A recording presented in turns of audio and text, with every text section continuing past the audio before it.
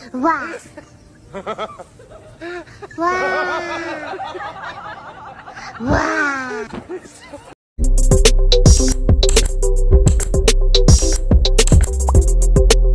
For today's video guys, gumagawa ako ng cheese sambusa Arabic sweet para sa Ramadan for 1 month. Kayo ba? Ano ba nagawa ninyo? Ako, ready na, kumpleto na. Ito na nga yung natapos ko guys na sambusa sweet na may laman ng cheese.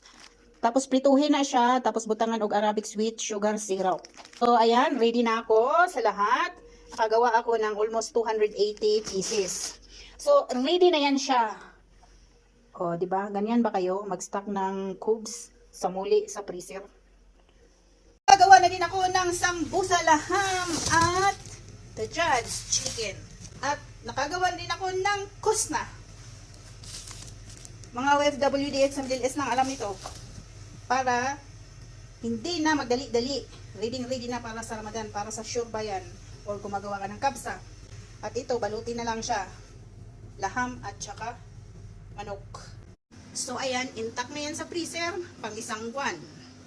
Kayo ba? Ano ba ang nagawa ninyo? Unsa na inyong gibuhat diha? Ako ready na tanan para sa Ramadan guys. Excited! Laban lang tayo guys, hamon ng buhay. Just remember, ang pag-abroad ay hindi panghabang buhay. Ang trabaho ay matatapos din at ang Ramadan, matatapos din yan. Hopefully, inshallah, marami tayong mga hadiah na matatanggap.